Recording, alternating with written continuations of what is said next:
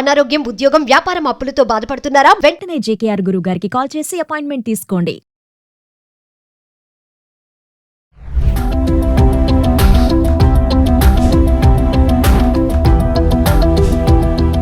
నమస్తే, welcome back to Suman TV. Present మనతో పాటు ఉన్నారు TEDx speaker, legendary award winner in real estate, realtor oxygen founder and CEO doctor Nandi Rameshwar Rao గారు.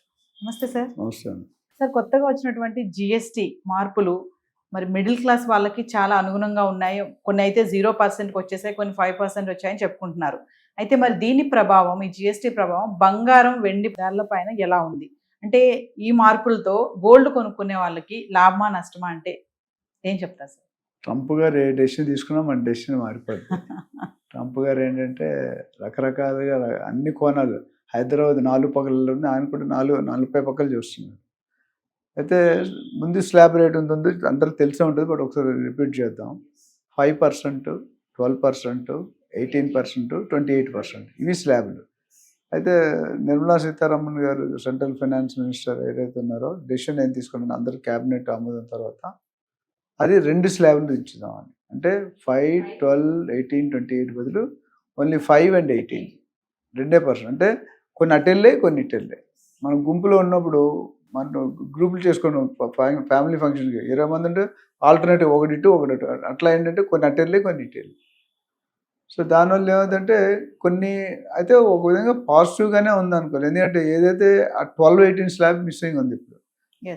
12ను 28 missing. So 1, 2 పోయింది, 3 ఉంది, 4 పోయింది. సో డెఫినెట్గా తగ్గిందని అనుకోవాలి. ఎందుకంటే అంతకుముందు కొన్ని ఏవైతే 12, 18లో ఉన్నా 5కి వచ్చాయి. అంతకుముందు 28లో ఏవైతే ఉన్నాయో అవి 12కి వచ్చాయి, 18కి వచ్చింది. సో మొత్తం ఓవరాల్గా 2 స్లాబ్లు 5 and 28. So majority of the items నాకు తెలిసి కొంచెం చీప్ అవుతాయి అనుకుంటా. కొన్ని స్పెసిఫిక్ ఐటమ్స్ తప్ప అన్నిట్లో కూడా మంచి వేరియేషన్ చేసి తగ్గించారు.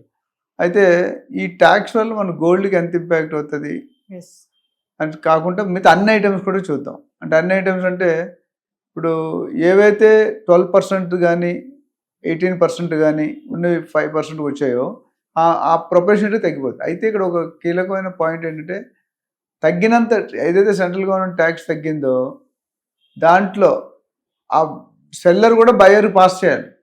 చేయకపోతే ఇబ్బంది. వాళ్ళు ఉంచుకుంటే బయర్కి ఏం బెనిఫిట్, యాజ్ ఇట్ ఈజ్ ఉంటుంది. సో చాలామందికి ఎంఆర్పి అంటే తెలియదు. Maximum retail price. మీరు ఏదైనా ఐటమ్ కొంటే ఎంఆర్పి ఉంటుంది. కొన్ని షాపుల్లో ఎంఆర్పి ప్లస్ ట్యాక్సెస్ 18% అంటాడు. అది తప్పు. ఎవరైనా కన్జ్యూమర్ ఫోరంలో వేస్తే బిహైండ్ ది జైల్లో వేయచ్చు. అది అయితే ఇప్పుడు బాగా ఎడ్యుకేట్ ఒక 10-20 years బ్యాక్ ఎప్పుడైతే ఎలక్ట్రానిక్ మీడియా, సోషల్ మీడియా లేదో మెడికల్ స్టోర్లో కూడా అన్ని ఎంఆర్పి ఇస్తాడు మోస్ట్ ఆఫ్ ద టైం. ఎందుకంటే విలేజర్స్ మోసపోకూడదు. చదువున్నాడు అలాగే చూస్ చేసుకుంటాడు. కొన్ని ఎక్స్పైరీ అయిపోయిన అమ్మేశారు, కొన్ని ఎంఆర్పి ఉన్నది కూడా దాని 20% అయిపోయింది. బిల్లులు ఏమి ఉంటుంది దానికి. కొంతమంది డూప్లికేట్ మెడిసిన్ ఇస్తారు. అలా చూసుకుంటే ఇక్కడ ఈ ట్యాక్సేషన్ అనేది సెంట్రల్ గవర్నమెంట్ పాజిటివ్ స్టెప్. ఎందుకంటే తగ్గించాలనుకున్న అంబిషన్ ఏదో ఒకటి చేస్తుండాలి. గవర్నమెంట్ అనేది ఏదో ఒకటి చేస్తుండాలి. సో ఈ ట్యాక్స్ స్లాబ్ రిడక్షన్ వల్ల ఏమిటంటే కొన్ని బయింగ్ కెపాసిటీ అంటే బయ్యర్స్కి తక్కువగా వస్తుంది. కాబట్టి బయింగ్ నెంబర్స్, క్వాంటిటీ పెరుగుతుంది. క్వాలిటీ అదే ఉంటుంది, క్వాంటిటీ పెరుగుతుంది. అంతకుముందు ఒకటి కొనుక్కున్నాడు మేబీ ఇప్పుడు 2 కొనుక్కోవచ్చు, లేదా అంతకుముందు 4 కొనుక్కున్నాడు 2 కొనుక్కోవచ్చు. పెంచుతుంది. ఒకటి కొన్నాడు 2, ఎందుకు కొద్దిగా తక్కువ ఉంది కదా. ఆల్రెడీ మనం ట్యాక్స్ పే చేయడానికి అలవాటు పడ్డాం. అలవాటు పడినప్పుడు ఇప్పుడు ఒకసారి ఇప్పుడు 100 రూపాయలు అనుకోండి, ఒక 10 రూపాయలు తగ్గినట్టే. అది ఎప్పుడు జనరల్ ఆఫర్స్లో పెడతారు, డిస్కౌంట్స్లోను ఆఫర్స్లో పెడతారు.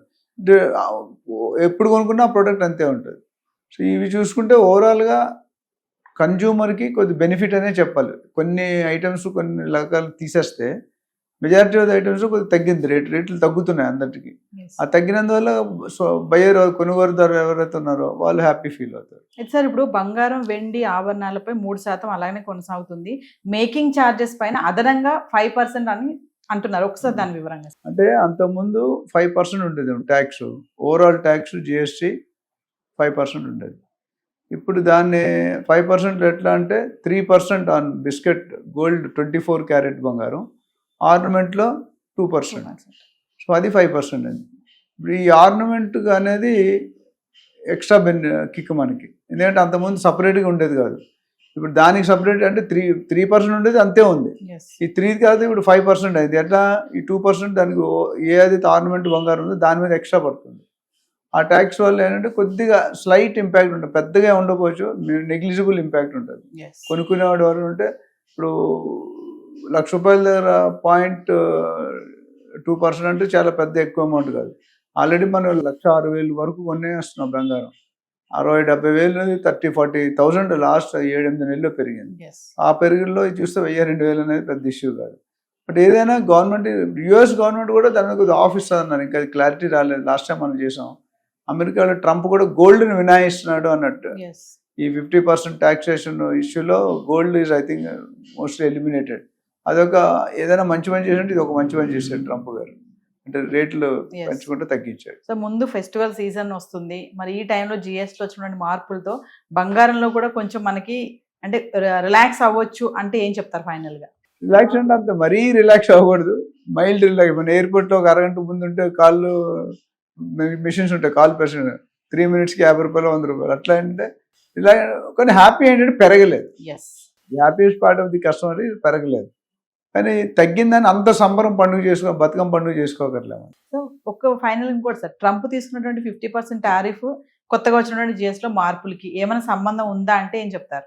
నక్కకి నాగలోకానికి అంత డిఫరెన్స్ ఉంది. ఎందుకంటే అది దాని రూట్ వేరు, దీని ఇప్పుడు ఇక్కడ మేజర్ అర్థం చేసుకుంటే America is trying to play mischief role. ఆయన దేశాన్ని ఆయన కాపాడుకోవడం తప్పు లేదు. బట్ నాకు తీసేస్తే ఒక కన్ను తీసి ఎదుటి మాత్రం 2 కళ్ళు తీసే తత్వం ఉంది అక్కడ. కుర్చీ లాగి bye bye India stop, Narendra Modi stop అని చెప్పి వెనకాల గోతులు తవ్వేస్తున్నాడు, డిగ్గింగ్ బిహైండ్ ది పర్సన్. మన తెలుగులో ఎవరు తీసుకుని గోతులో వాడే పడతాడు. అతి తొందర in front there is crocodile festival. Thank you sir.